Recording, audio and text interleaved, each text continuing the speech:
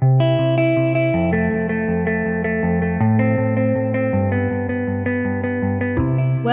to the Microdosing for Healing podcast. I'm your host, Casey Garrett, and together we'll be discovering and learning from inspiring voices of healers, medicine keepers, and visionaries. Every episode, we'll explore the world of health, vibrant wellness, and natural medicine for a new era of human society. Welcome to today's episode.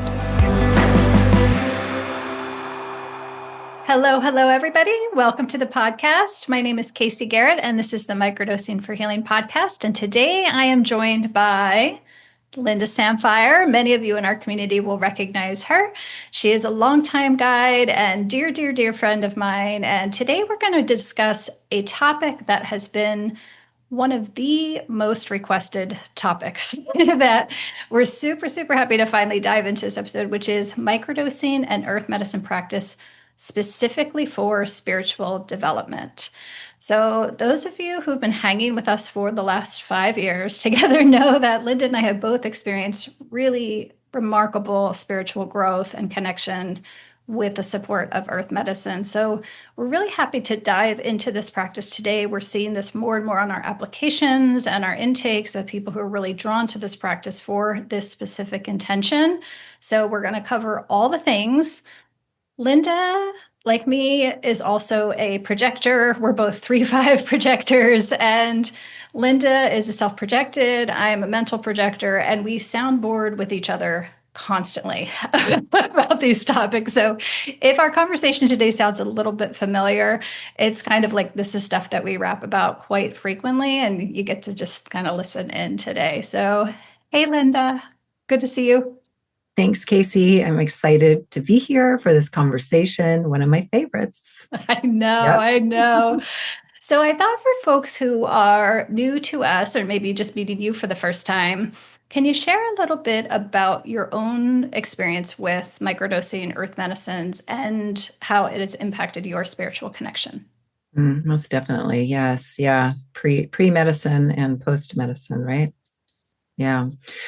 Well, when I first went into medicine, that was my big intention, really connecting with myself, my inner intelligence, just my most powerful self, which I didn't really call it spirituality at that time, but it was connecting to something larger. And what I didn't know, because I think at that moment and prior to, I always thought of it as separate in a sense, just that, angels over here, God's over here, this is here. And really what I came to know is through my journey was it's all here. And so the medicines really, they didn't do that for me. But right away when I started microdosing, it was immediate because I think I was at that point where I was just ready to open up. However, I knew that there was just something right there that needed to shift. So I remember all of a sudden, it was like the first couple of weeks of microdosing, all this stuff started coming through. How to manifest, how to do this and how to do that. And I was like, oh, this is pretty powerful stuff. And it wasn't, at the time, I'm like, ooh, what's up here coming down? And over time, it grew, it expanded into my dreams, just my dream world, my night intelligence opened up because that's really where I do a lot of my receiving. But what the medicines did in the microdosing is they guided me on how to receive, how to be receptive, and how to completely trust in myself. And then realizing that at its healthiest, spirituality was about supporting my inner attunement and allowing divine wisdom and consciousness to flow through me rather than me reaching out. So I guess, embodied humanism. So my growth has been, and still is, going to the depths of darkness and moving through all of that resistance that's inside, that is, that had been kind of I guess we could call it a block where I wasn't in receptive mode. So I've learned so much. The medicines have guided me. They have walked beside me, and it was completely surrendering into that. And it was uncomfortable. So a lot of times, at least I did, I thought, oh, I'm spiritual, everything's going to be good then. But it really becomes uncomfortable because it loosens and shifts an identity of who we are and then moving into that. And that's when things begin to open up and we really allow and surrender. So,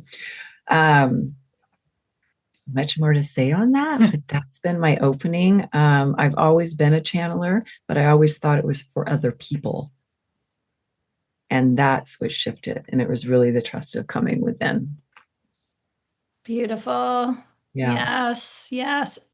I think one of the things I have had to learn, thanks to the medicines, and I recognize this in so many other people we support now, is so many people who come to practice within the intention. They're like, I really want to have a relationship with my guide that I've seen as possible. I want to connect with my lost loved ones and my ancestors. And we're so used to framing everything as something to get to. And I think so many of our narratives over the past, our lifetime has been around do these practices to get to a point. Or we all have our tools, our spiritual tools and our costumes and our setup. And not that there's nothing to that. I think we can set and create the conditions for spiritual connection in our lives, but ultimately, your spiritual connection has never not been there. It's never not been there. And now I'm like, oh, right. In hindsight, it's so clear. It's so powerfully clear. Many of you who've been in my world know that I have a very, very powerful, very present relationship with one particular guide in my life. And it's so funny now, like how absurdly obvious it is in hindsight of how much she has been close to me my entire life, even as a young child. And so now when people come with that intention, I love to kind of reorient them around how do we thin the veil, work with the medicine to eliminate all of the things that are blocking you from this innate connection that you already have. You came in with it. And it's not so much as getting the right tool or getting the right program or getting the right framework in place. It's really, really developing that deep, deep connection and self trust that you spoke of to really, really just surrender and release a lot of the fear, a lot of the grief, a lot of the narratives and the stories, the trauma imprinting. And the more we release that, that's why we have those huge cries in our journeys that seem to go on endlessly and seem to be an endless well. It's through those that we metabolize a lot of those denser resonances, and we find that on the other side of that, that's when we can really access a new level of intuition and connection to spirit. Mm, yeah. Well said, perfectly. And I think that we can't separate humanism and spirituality, right? Because there's a bridge. And when we do that, you have to be one or the other, and we're going to some place. It's not about transcending. It's about integrating the two of those so that then consciousness actually matures through us. And I like to look at our nervous system as these frequency threads. And when those threads are really balanced, and doing their work, then we are open to receive. We do trust, and the consciousness can move through us like that ribbon. I think one of the biggest gifts we can look at is being human. And so it's not that we need to learn to transcend or we need to learn to channel or we need to learn to do all that. We just need to learn to be human. And like you said, it's always been there. It's always there. And so how do we create the bridge from spirituality to humanism as one and not separate? Mm-hmm. Beautiful. One of the things too, I noticed in my own spiritual practice for the longest time, as my relationship and connection with my guide in particular was deepening over the years, I noticed before I would have to be in a specific environment Mm. to be able to hear her. It was almost always when I was in solitude when I was in nature, I had a lot of freedom and expansiveness around me. Sometimes I was like lying in a body of water often. And then her presence was so loud, it was jarring to me.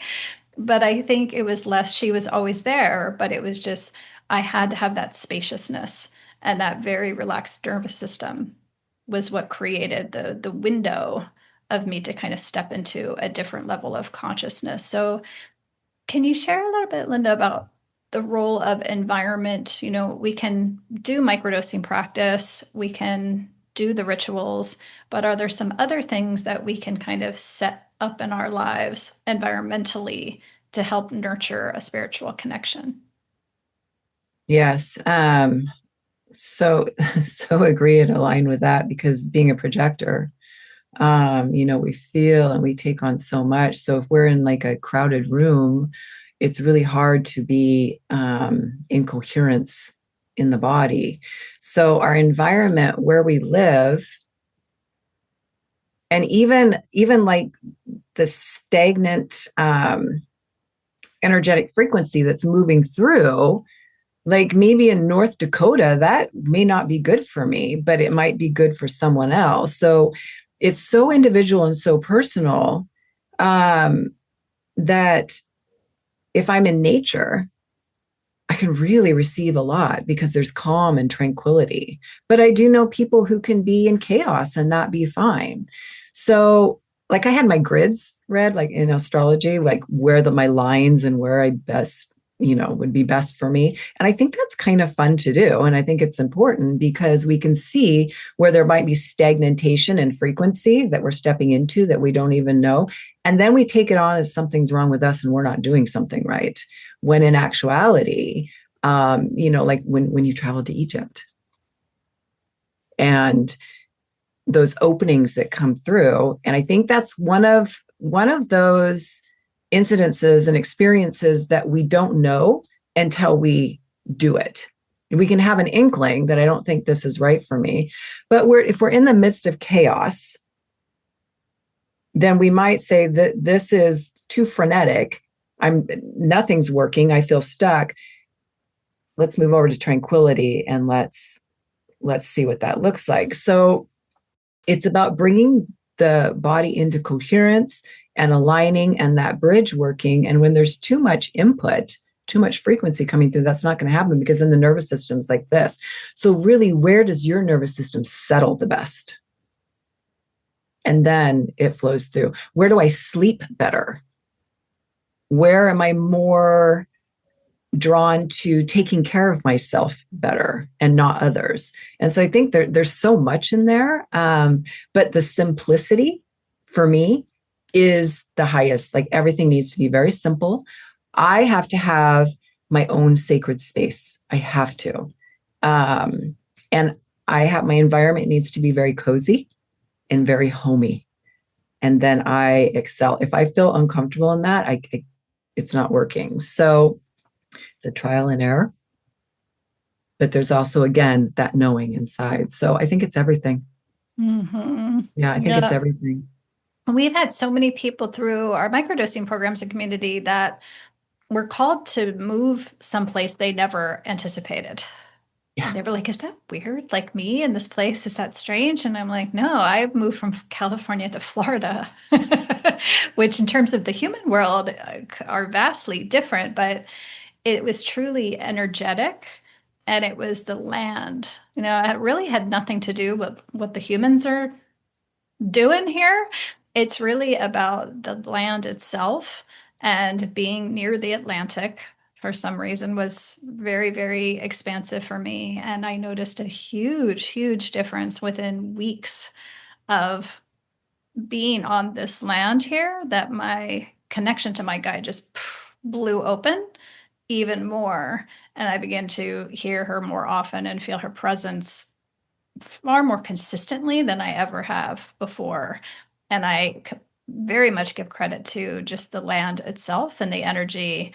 When I go back to California now, and I still love California and the folks in it, but I can feel the density.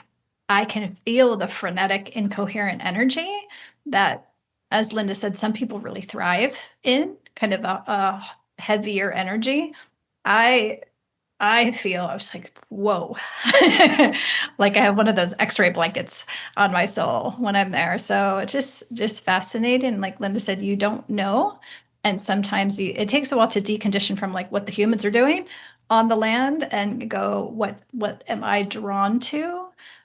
What is my spirit and soul actually drawn to? They're often very different things. Yeah. And I love that too, because, the medicines, when we're microdosing, they begin allowing our body to settle. So we're actually creating space to hear our own signal. And then that's coming forward. So I remember going through I was really destabilized after a very large medicine journey. And the minute I ended up in the Red Rocks of Utah, everything just settled. Like it just felt, and it was so healing. And though it was temporary and for a moment, I was still able to come back and I felt completely different. So where is the space that we can hear our own signal and our body settles? And I think the guide shift of the microdosing and the medicines can take us there, just like all of a sudden somebody's moving here for no reason and never thought of it. So Beautiful. Yeah. Speaking of medicine, one thing that is, I know I was surprised and not surprised in some ways, where the deeper I get into my practice, um, and I've seen this in Lynda too, the deeper our spiritual connection, the less medicine we actually participate in.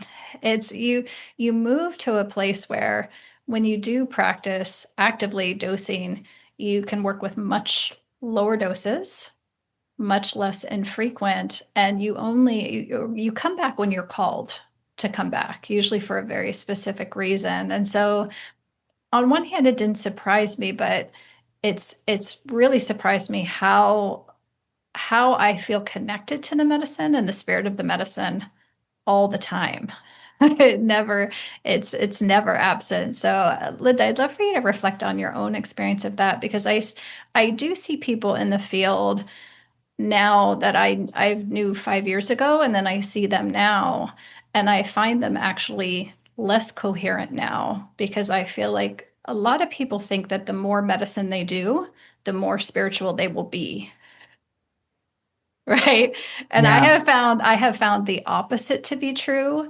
And when you get to the point where the medicine is irritating you or destabilizing you, to me, that's always a gentle sign to us as humans that we are to work with what we have received before we're coming back for more. yeah, Right. yes, very much agree. Because energetically, I mean, it's all energy, right? It's all frequency and energy. And when our frequency raises from the microdosing, then we're on that same vibrational line. And so we don't need to ingest it. Like we become the medicine in a sense, right? And we have that connection. Isn't that what it's all about, right? The spirituality and coming online and the coherence. And because I don't really take medicine anymore. But I still feel it within because we've created that connection. And I think we have to really go back to the root of existence, that there is that one level of consciousness that has these experiences through all of us, having individuals, different beings. And so when we connect to that level of consciousness, we connect to other beings. And I say all beings down to the amoeba in the ocean, on a level that we don't even need to be in the same room or the same space. And because that's that ribbon of consciousness coming through in the different experiences. And so we can hold the medicine, we can look at it, we can think of the medicine, and it's there. Mm-hmm. And so, and that's spirituality, right? That's the connection with everything. And then being human at the same time. The more that we go to would be trying to transcend and trying to chase and trying to escape the humanism that comes in, and building that bridge. So that would tell me, yeah, let's taper off the medicine and let's see who you are as a being. and then give that a moment to integrate, because we'll miss it. We'll miss it. It's so subtle, we'll miss it. And it's not like, I know for me, it was like, oh, I haven't microdosed in such a long time, but I kind of feel like I still am. So yeah, it was coming together with that. And that was really powerful for me, because it took me back to my very original intention when coming into medicine, was to come into my most powerful, connected self. Yeah. Beautiful. Let's touch into pharmaceuticals Mm. that we have seen and worked with. And so we've talked a lot in our community and in previous podcasts about you can microdose, absolutely work with earth medicines and be on different prescription medications. We've also had a number of people work with microdosing to taper off of their pharmaceutical medications. But we haven't really talked about too much how pharmaceutical medications can impact your soul and your spiritual development and that end of things. So I have some thoughts I'd love to reflect on, but I'd love to open it up to Lynda first to get your take on what you have seen and felt on that topic. Yeah, and it's not that I'm against pharmaceuticals. I think they have their place. However, when we become dependent on them, really what we're doing is we're shutting down. It's escapism after a while. We're shutting down a part of us, and it's affecting our sleep. It's affecting our dreams. It's affecting our consciousness during the day, how we operate. We may feel like, oh, I feel really good, but we're just shut down. And so you're not building that bridge. And that's disconnecting us from who we're actually here to be. So I really look at, again, pharmaceuticals have their place and they serve in the moment, but for overextended part of time, you're not building the experience of the soul, right? That what we Yeah, came here to do. absolutely. Absolutely. I know for myself, a lot of the people that I have supported who come to microdosing presenting and describing depression and a melancholy and a hopelessness and disconnection, that the beauty of the medicine, the way it works to alleviate depression, it is a reconnection to self. That is the root, that is the source. And so when a lot of people come to conventional, traditional, modern medicine and say, I'm depressed, they're given not something that will bring them closer to themselves. They're given something that takes them even further away from themselves than they already were to begin with. So Yeah. it doesn't ever touch that original source. We just had a beautiful, beautiful individual in our community sharing in our most recent call, and he's tapering off long-time antidepressants and he's microdosing successfully, and he's at once feeling better, but he's also feeling very emotional and very tender as his emotional body comes back online. And as he was speaking out, he began speaking about his music. And his Mhm. music and this deep connection with music is his creativity, is his channel. It is part of his soul, it's part of his blueprint. And the farther he's gotten in his life away from music and performing, the more he got depressed.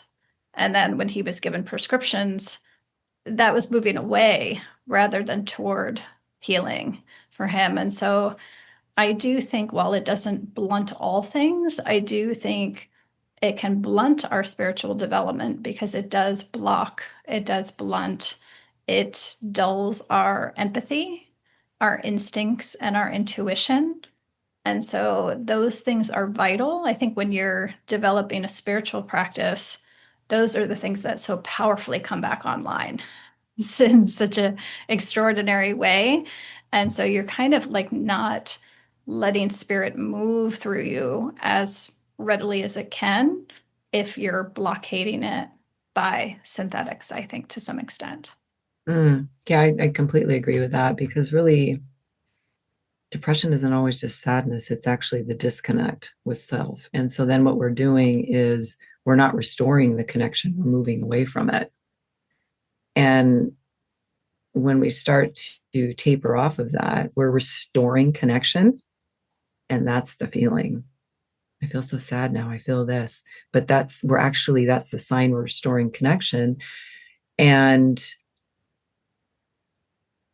so it's funny to me that we look at depression as something that's wrong with us rather than the disconnect from who we came here to be. And then we treat it with something that's going to take us even farther away from that. And then coming back to that is really difficult. So I love that story too, because what that's showing is our creativity is not lost. It's just hidden. And I know for myself, I wasn't on pharmaceuticals, but I was very, my creativity wanted to come forward, and my writing just blew open, right? And speaking and just my voice. And it was, my expression was shut down, and pharmaceuticals will do that, how we express ourselves and how our soul expresses itself. So that's a beautiful story with the music. I really, feel that one and relate to it. Mm. Let's dive into one of Lynda's extra special topics that we talk about a lot, which is night intelligence and the role of our dreams, dream work, soul work that happens in our sleeping hours. And it's always so fun in our microdosing programs to witness people sometimes have resistance around the easefulness of this work. It's like we're not taught how much we heal in our sleep, how much we metabolize things in our sleep, how much spirit communicates to us in our sleep all the time. And so really, they're like, really, you just want me to focus on my sleep this week? And I'm like, yes, if you just focus on your sleep hygiene and you have restorative, nourishing sleep, that is going to be so powerfully healing to you and really, really lay the foundation, I think, for spirit to start to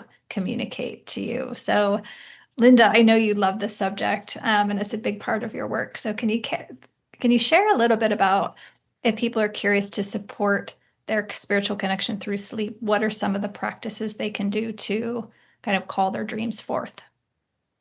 Yeah. So one, I feel that dreaming is one of the most natural spiritual states we have, right? So always remembering what we're doing is we're going into something without effort, right? And this is where night intelligence comes online, where we are no longer in our analytical mind. We're in this space where the body can heal itself. And I feel, and I believe this with all my heart, that dreaming is inseparable from spirituality. So, but then, one of the biggest things I hear is, well, I don't remember my dreams, or I'm not dreaming. But we're always dreaming. It's always happening. Our bodies it's our emotion. REM sleep is our emotions. Like all our emotions are getting metabolized through. So it's our own innateness. I always like, intention. Let's look at spirituality for a minute, spirit and ritual, right? That's right in there, spiritual, spirit and ritual. So having some type of ritual where we're just like, thank you for my dreams tonight. What am I ready to receive? And then if you receive nothing and you don't remember, that is something. And knowing now that science is now showing us that dreaming is a fully conscious state. So you're actually going into a fully conscious state, right? So dreaming is not unconscious. It's just another form of consciousness. So really working with our sleep hygiene, treating it as one of the most important things you do today is eating food, putting a journal by your bed with just a pen, writing down an intention. And then when you wake up in the morning, the first feeling you have, the first symbol you have, just write it down. You don't have to do anything with it. And I'm going to call it old school when we go to a dream dictionary. Let's not old school it. We do not go to dream dictionaries. They're fun. You can have fun with it. However, it is so personal to you. And so to really sit and take that dream and let it run through your body. And I would pick the most vibrant symbol from that dream and let it run through your body, hold it in your hand, touch it, become it, and see what comes forward, because the body is showing you where you're vibrating at during the day that's ready to move. Okay, so it's giving us so much information. If we're not connected to our dreams, we're not intuitively connected during the day. So if you want to build your intuition, start working with your dreams, and it's going to naturally happen during the day. You're going to have a picture of, or you're going to have a dream and there's going to be a symbol of a red car. And then you're going to see so many red cars during the day and you're going to start seeing the whole circle. So I feel like it's, to me, it's a no duh. Like, why are we not incorporating that more in this medicine work? Because the medicine is opening our channels to receive, and we're receiving when we're asleep. The one place that neuroadrenaline chemical is down, that one place that our analytical mind is not in. But I do know we need to start sleeping. We need to start sleeping. And so it's about working with sleep hygiene, simple things, taking a shower, letting yourself soothe down, and not trying to sleep, right? Not trying to sleep, and not looking at sleep as something to get through. But this is this powerful place that we can go into and receive. And this could literally be a week-long conversation. So I'll stop it with that. But I would say just by dream tracking, just write your symbols down, and then it's going to grow and expand and become even more. I can 100% attest to what Lynda is sharing. And I am so grateful ever since sitting in Lynda's workshops around dreams. Um, I have very naturally, if I have something on my mind or I'm seeing something in a client that I'm confused about or a pattern that I'm seeing among our community, I'll do what Lynda shares, to take it to my dreams. And I'll take it to my dreams and I'll ask Spirit to show me in my dreams. And I almost always get an answer, if not in a dream itself, but in that first 10 minutes of waking. It just comes through and it's so clear. Sometimes remarkably clear. So yes, 100%. Love it. Love it. And That the more you do it, the more fun it is. Yeah. Yeah. Well, and that place you're speaking about is one of the most powerful places. It is our power. It's a threshold. It's a liminal space, and we all go through it on either side, right? So on the front side, there can be more visions. We can hear things, those jerks that we get. On the back side of it, we're still in the dream, but we're coming out of it. So our conscious and subconscious have come together. The soul and the humanism, the spirituality, everything comes together right here. And that's when we can receive some really powerful stuff that we can be like, what was that? But yet we were awake. And then to write that down, even if it doesn't make sense. I mean, we're talking places where Einstein and Edison tapped into their brilliance. And this is a part I teach really heavily, is working in these, because I work in them myself all the time. And it's one of the most, I think, powerful places we can get without transcending and escaping who we are. It's about our innateness. And again, science now is noticing what our ancestors noticed and used, that they can actually talk to people in these places, get answers, and it's pretty powerful what's coming forward. So I think we'll start seeing more about dream work and these liminal spaces and these thresholds as we do more of our inner realm work. 100%. 100%. Yeah.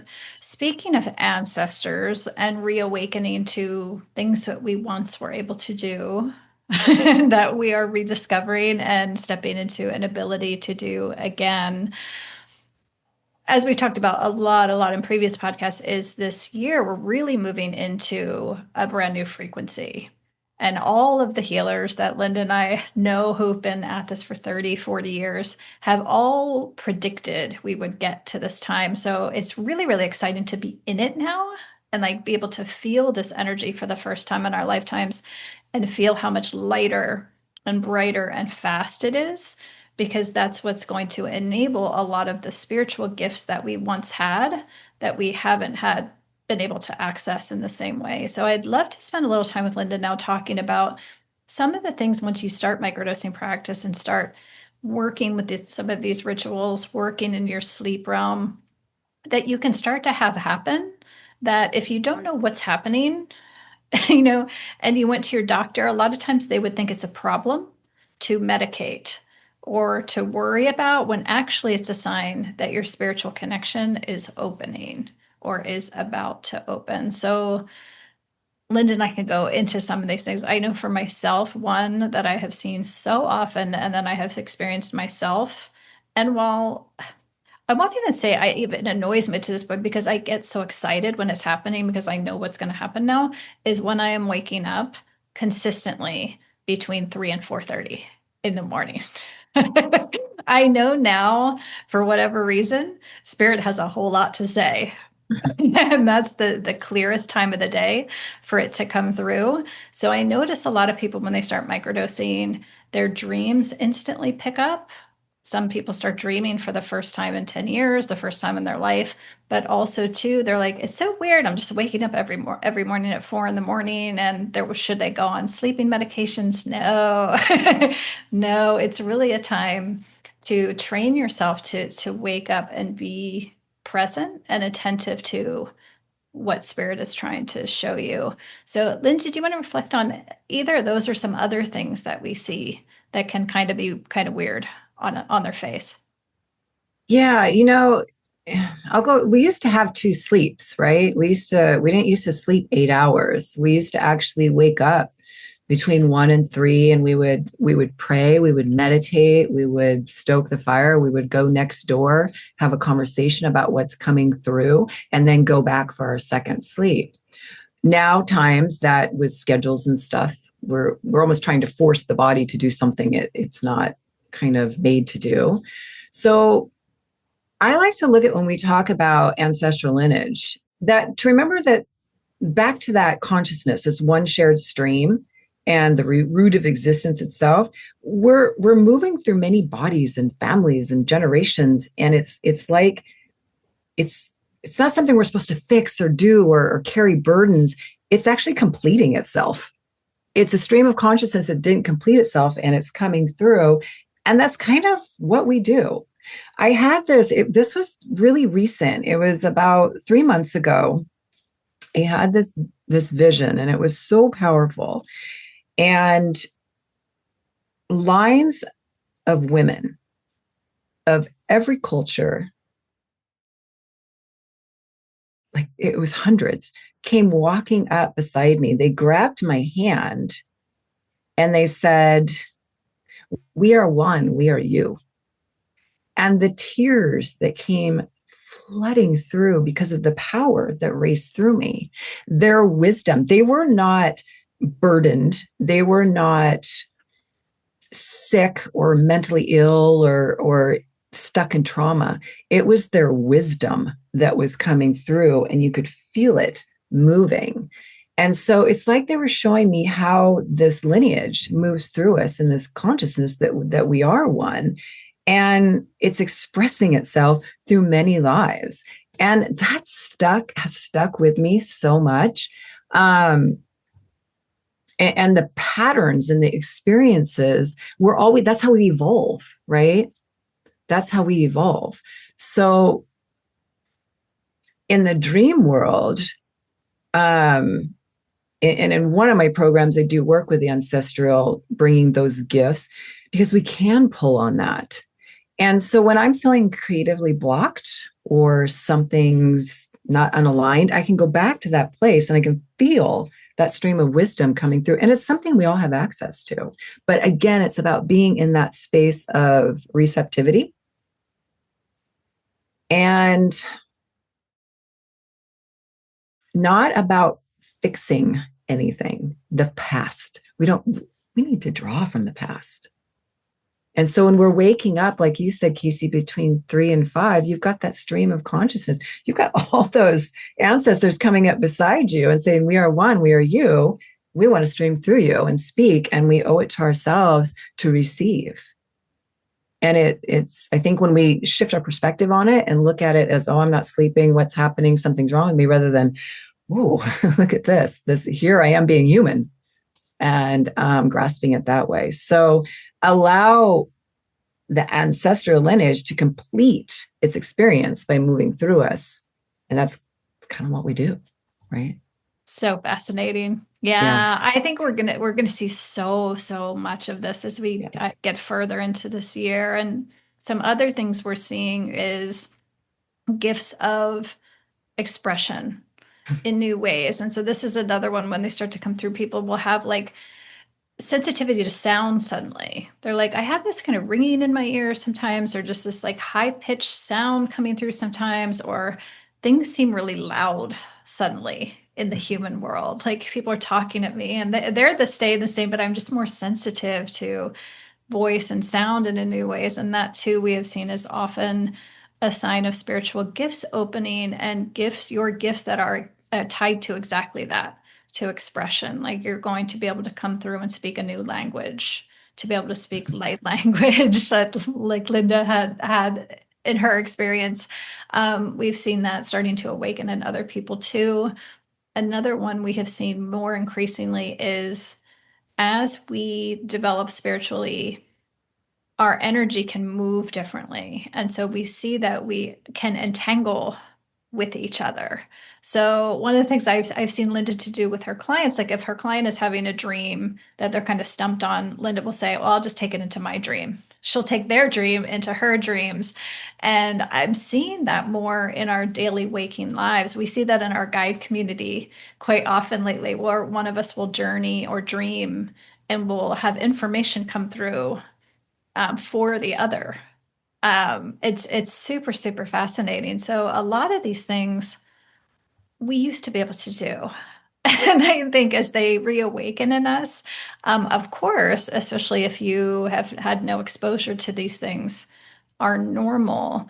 I think having a guide to reflect to you, oh, this kind of tinniness happening in your ear is actually a sign of an imminent connection that you're going to receive. Yeah, it's funny. I have like this weird pressure in my ear lately, and it's just kind of, it's like pressing down. And if I didn't know what I knew now, or hadn't remembered, I would have probably gone to a doctor. But I think it's funny because it disappeared for a little bit, and then I had a really big dream, and it came back again. So I think on a cellular level, and things are downloading and moving and shifting, and we can look at the medicines as really opening that up for us. So yeah, there's I can't tell you how many times all of a sudden I'll get this very big high pitched sound coming through. And I'll usually kind of pay attention to what I was thinking at that time. What were my thoughts? Where was I focused on? And is it a focus that needs to shift because it's not serving me? Or is it something I need to explore? So I always think they're kind of attention getters in the same. But then our senses are coming on. So my sense of smell opened up so much. And so I'm really sensitive to smells now. But I think that's just coming back to our innateness, right? I mean, years and years ago, we depended on our senses for information, and that's where we're coming back to.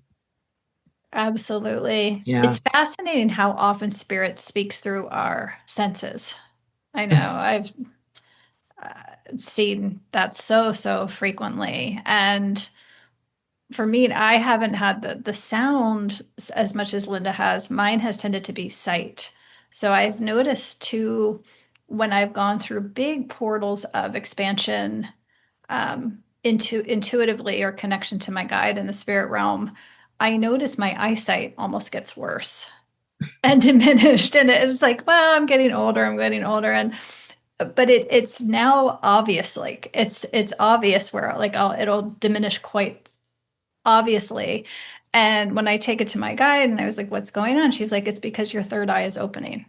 Mm-hmm. Your human eyes are diminishing, but your third eye is always opening as the regular eyes diminish. So yeah, super, super, super, super fascinating. Mm-hmm. I mean, we're becoming fully human, right? Becoming fully human. And then if we can just let go of what that looks like. Do you remember back, way back, when you would see healers and they'd be blind and they tell people what was happening. They could tell who was walking up to them.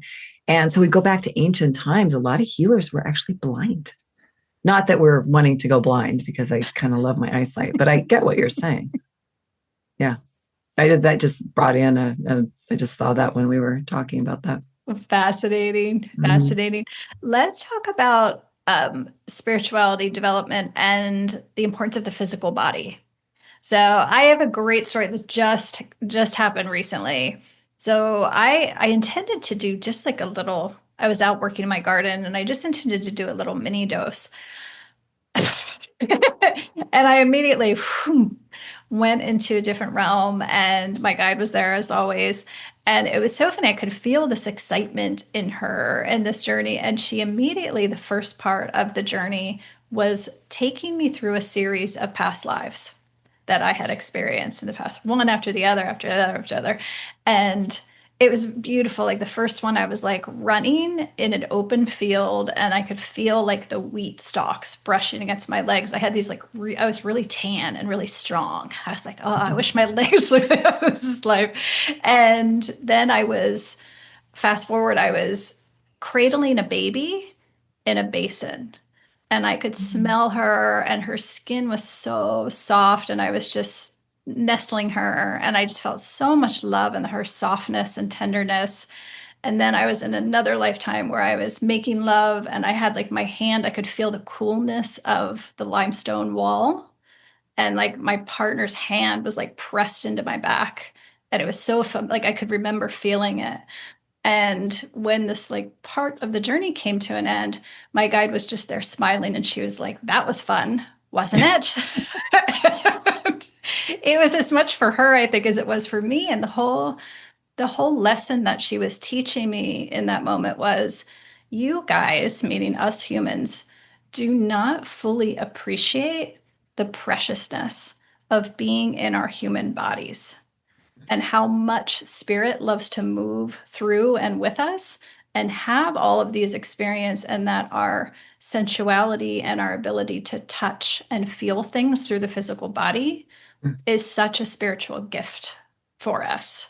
So fun, so fun. Mm, So yeah. yeah, I'd love for you to share your thoughts on the body.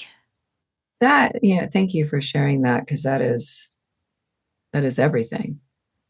Is everything. And there, I woke up in one of those liminal spaces the other night, and the words were, pay attention to every breath you take, because that's the magic, and the voice rides on the frequency of our breath. And there was another moment I had where I woke up in the middle of the night, and I was awake. I don't even know if I was in a liminal space. I don't even know where I was at, but it was very powerful. And I didn't want to open my eyes because I didn't want it to stop. And so my body started vibrating, and all of a sudden I heard the voice of my soul say, this is what it feels like for the soul to travel through the human body. And it moved through every experience we go through. And then all of a sudden this big bubble opened, and I saw this life, my whole life. I saw my mother dying. I saw every single experience, and it was very, very quick. And said, this is why we're here, is for the experiences and the duality and the polarities of it. And then reminding me that through that divine wisdom goes through every single experience, whether we deem it as good or bad. But that is the gift of being human, and that is why we come here.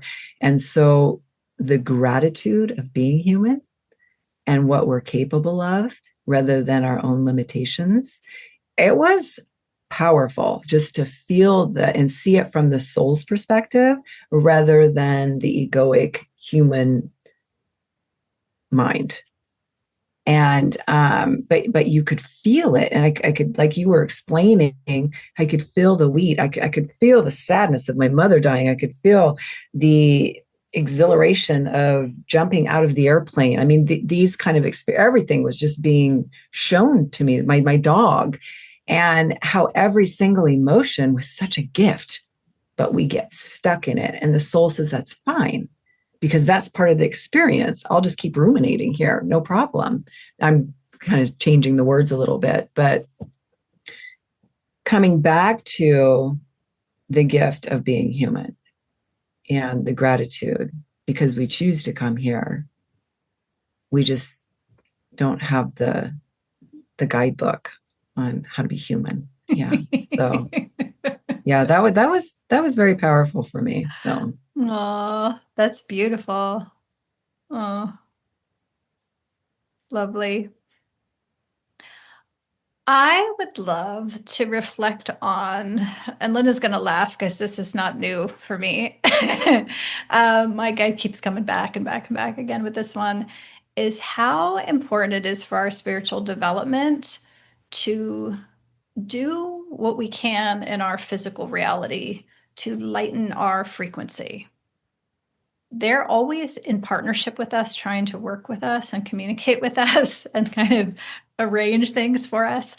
But if we keep doing things in our physical reality to add density to our systems and our bodies, we make it very hard for them to do.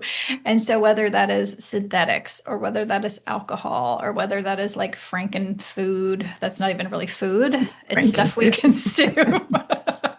And so my guide is really, for me, it's very, very important, like especially as projectors, our bodies are so important. Our bodies are so open and we're so absorbing it all. And so the lighter and cleaner and more coherent our energy is, the more we can receive our gifts of sight.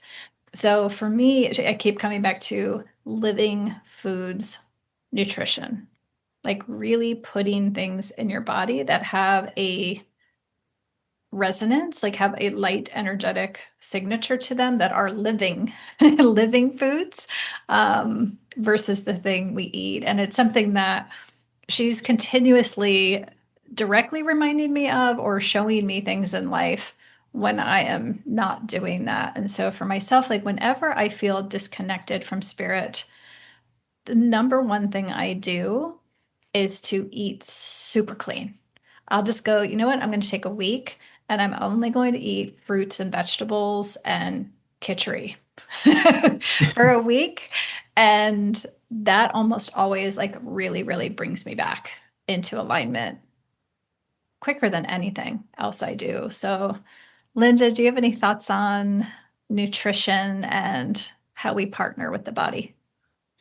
yeah, so I always look at foods as kind of information too for our nervous system. And so I always pay attention to like how I feel the next day, and it can kind of give me an answer. But most definitely, because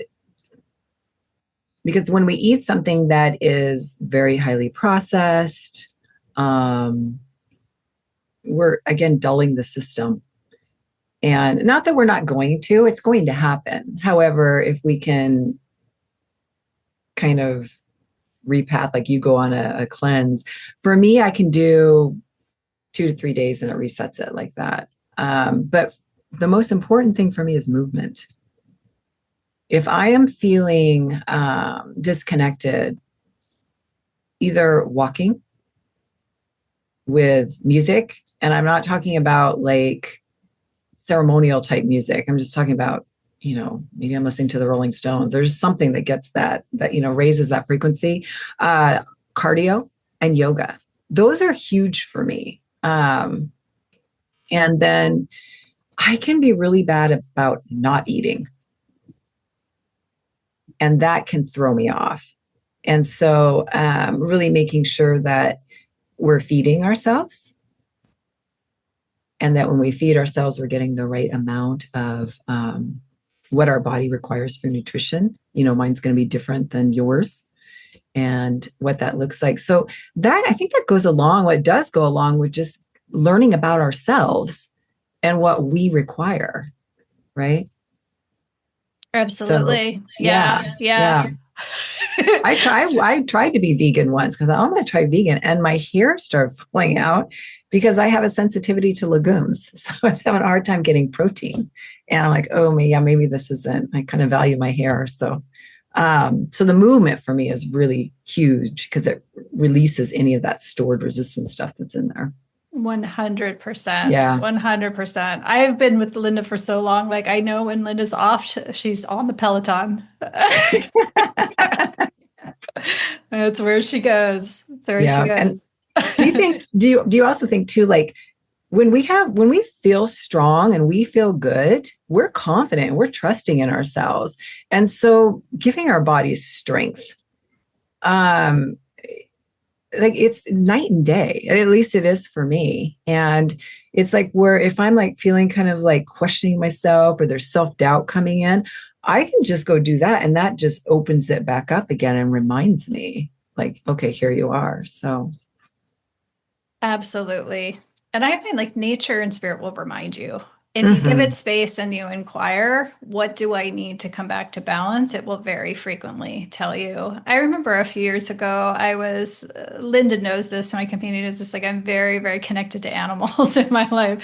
So lots of times animals come through with their lessons. And I was going through a period where I was feeling off, and I stepped out my front door, and there was literally sitting side by side together was a squirrel and a rabbit side by side, both munching. The squirrel had his nut, the bunny had its little blade of grass, and I was eating frozen pizza.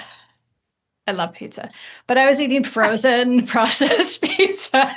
And it was one of those moments they were just like, here's us eating natural, what we're supposed to eat. What's your problem? And I was like, okay, I know what to do now. I need to eat nuts and grass for a week. Yeah, and if you do want pizza, make sure it's from a really good, wholesome, organic, somebody really creating it with love. Exactly. Yes, we won't throw shade on pizza here. So speaking of balance and centeredness, Lynda and I were just joking around the other day that, both of us have been in the healing arts and quote unquote the alternative arts for so many years. And so we've been through periods, especially early on, where we were kind of weird or different. And it was so funny. We were joking the other day, and it's like, we're saying we feel like the most sane person in any room we're in these days. Like, and I honestly feel like I've never felt so steady and calm and connected and confident in who I am, like ever before. And I owe that to my spiritual connection. Absolutely, 100%. And I credit mushrooms, in large part for helping assist me to getting there. But I think when people are being called now, like I see people say, I want to develop spiritually, I think also what they're saying is life is just getting more chaotic by the day. There is so much instability all around. There's so much uncertainty and unknown, and we have no idea what the future is going to look like. I need to find my steady center. Mm-hmm. And I'm realizing that there's nothing in my external world that's going to give me that. I really need to forge that from within. And I can attest that is how you will feel once you tap in to your connection to spirit. It's you have that wherever you are in life. And you feel so much more capable.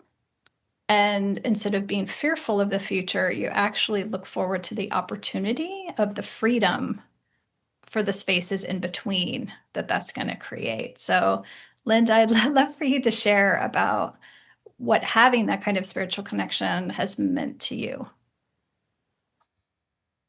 Yeah, because as we are kind of trained on how we're supposed to, you should worry about this is not right, and everything, we lose that disconnect, we forget. But I always look at spiritual development as we remember. And when we remember who we are, you know that everything you source is here, and that we do not need to outsource and look and search and find the next best thing out here. We're coming inward, and then the worry goes away. Does self-doubt come in? Sure. But then we recognize it and we know we need to come inwards. So that spiritual connection for me has been this space of like feeling safe. Like I never felt safe in the world like I do now. And safe to share myself, to share my soul, to speak my voice, and to be me regardless of the judgment that comes in. And that's power, right? That's sovereignty in itself. And knowing that I can go to sleep and be healed, or get an answer, or get some type of connection, and then have that during the day too. It's autonomy. So for me, like my worry, I mean, I catch myself worrying, but it goes really quick. So the recovery time is not days, it's maybe a couple minutes, or maybe I need to jump on my Peloton, right? So it's taking all of that to get back to our reconnection. And that's what it's done for me. It's not about knowing more or being better, or some kind of hierarchy thing. On how far we've come with spirituality. It's about remembering who we truly are as a spiritual being and a human being, and then being able to sit in that with confidence and knowing, that knowing, right? Yeah. Mm-hmm. Beautiful. Yeah, I think one of the things, we have a lot of astrologers in our world, and one of the things they've all consistently shared with starting last year, like these big transits that are coming through and shifting things, is really bringing spirituality from something outside of ourselves, whether it's religion, going to a guru or a priest or a spiritual teacher or a book or a practice, to we're shifting into a spirituality that is self-connection, that is divine within. And I love that so much because it's so grounding in a time of so much instability, and you get to take it wherever you go. And as Lynda said, I experience that too as safety too. Especially those of you, I think, who have had a lot of upheaval in life and inconstancy in life, maybe had a lot of trauma as a child. I think this new energy we're moving into, this new ability to connect spiritually, is going to feel so incredible. It does feel so incredible to have this gift in so many ways. So, yeah. We are really, it's like we're entering this time where we start, and this has been for me, where I realize the chaos isn't here to break me. The chaos is driving us inward. And so all the stuff happening outside, we're so used to outsourcing, and now outsourcing isn't working because it doesn't feel good. And so we need the chaos for the tranquility. So we're outsourcing the truth is no longer working. And so we're being asked to remember who we are, and that the inner realms are here, not here. And when we go out here, we're working off of somebody else's blueprint. And that the importance of building our own architecture inside and being able to align and depend on that, right? It's never been more important to our own health and our own well-being, and just living on this planet, and where there's always going to be chaos, because you cannot have one without the other.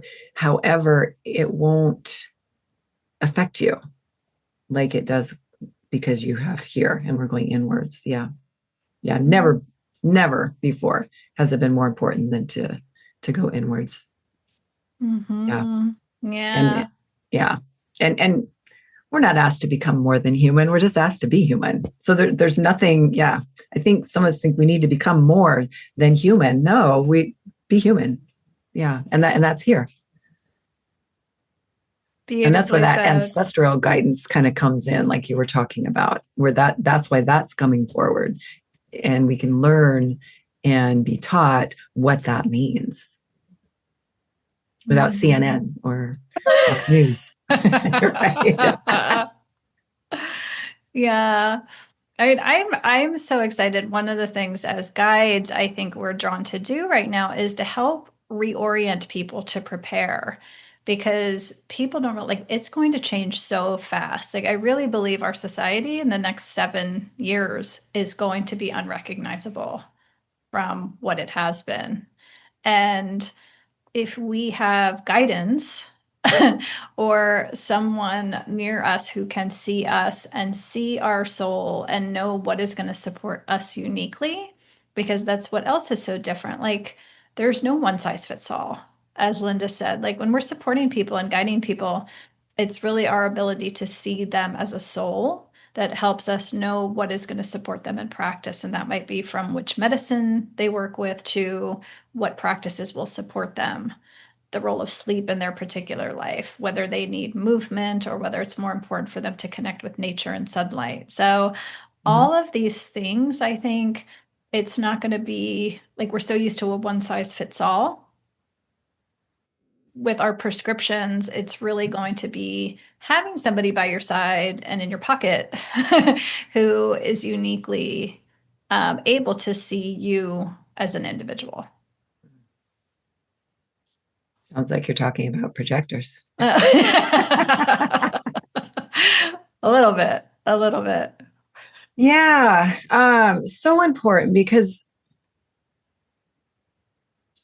to have that, I call it soundboard, or just that constant, someone you can depend on that's consistent, to because it is uncomfortable. It is uncomfortable taking identity and shifting into a new identity, and to have somebody who has lived that and can and are designed to see your system, to read a system, to read the fields, to know the frequency and to raise the frequency and the timing, um, is going to be at the forefront. And it's not about telling that person what to do. It's not about here, go that way, go left, go right. It's about holding space and being in a container um, of guideship so that you learn how to receive. So what's happening is you're going into this container and you're learning to trust in what you receive here, not what you receive out here. So we have to, I think containers are going to change in that way, right? Where we don't go into something, be told what to do. We have a space to be vulnerable, to let our guard down, and let our soul be shared with the world and feel safe doing that. That's what it does. Beautifully said. Mm-hmm. Hmm. Thank you. Thank you. We could talk about these topics all day long. All Yeah. day long. Um, but thank you for diving into this. I think, and I just want to support all of you drawn to practice for this time. It's not an accident. And I think the stronger you are spiritually, I remember Lynda shared with me a few years ago that starting in 2025 and just will intensify from there, the amount of instability we see in humans is going to get more and more and more. And I see that prophecy coming to pass more and more every day, whether it's happening to turn on the news or looking at my feed or hearing the number of sirens on a daily basis, seeing the number of cases of mental health crises and instability with the systems that we are coming from, not able to hold what's happening effectively. So I just want to share that it's really powerful time to develop your spirituality, to find that, spiritual spine in yourself as the external world becomes more unstable in the months and years ahead. Mm. Yeah. So important. And I remember that vision. Um, and saying that it's never been, progression will be going inward, not desecrating the earth tree by tree, and look at this as a great remembering, because that's what we're coming into. And the reconnection to self and all beings has never been more important. And that's where we're heading to. And without doing that, it's going to be really, really uncomfortable. And it's going to feel displaced. It's interesting when we move inwards and we begin reconnecting with self, that's uncomfortable, but it's a different type of uncomfortable, where we go from feeling like an outsider to belonging because we're here. Without doing that, you'll feel displaced in a sense and unstable, not stable. So this will bring stabilization and sustainable. It's sustainable. All this other stuff out here, it's not sustainable. It's temporary.